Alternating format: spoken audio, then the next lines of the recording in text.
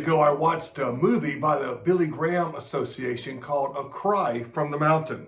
The story revolved around a family who was having problems. The husband and wife were on the brink of divorce, and the father decided to take his son on a 10-day rafting trip just to spend some time alone with his son before the divorce and find a good place to break the news to his son. But the rafting trip didn't turn out the way they planned.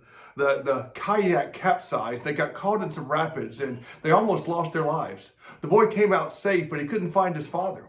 When he finally found him, he was unconscious, lying on the riverside and had a broken leg.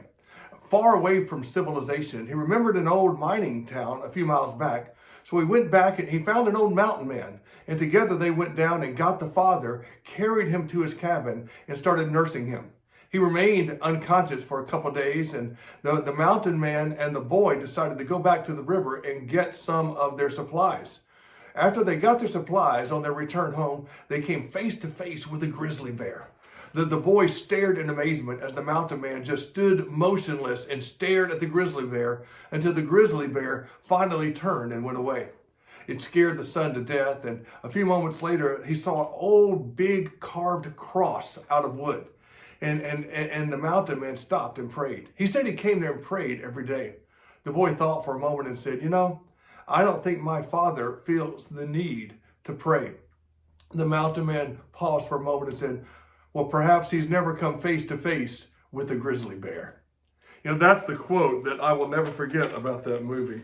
We've all been in those situations where we feel hopeless, we feel scared. It's like we've come face to face with a grizzly bear. We have nowhere else to turn, and we cry out to God.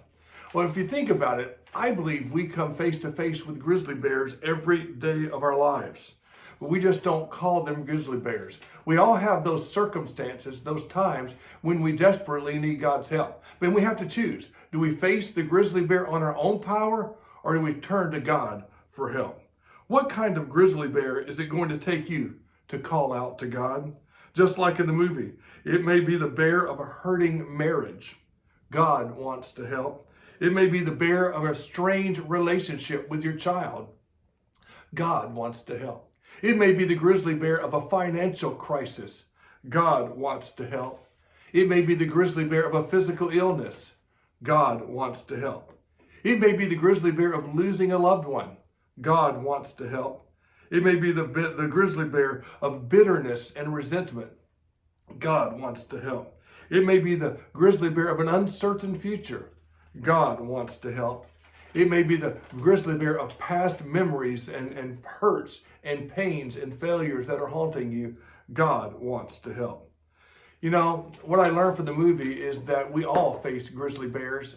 The bear I face today may not be the same as yours, but we all need to call out to God. And God wants to help us in our time of need. May I encourage you today to call out to God, to ask God to help you, because God is there and He wants to help. And that, my friends, is an encouraging word.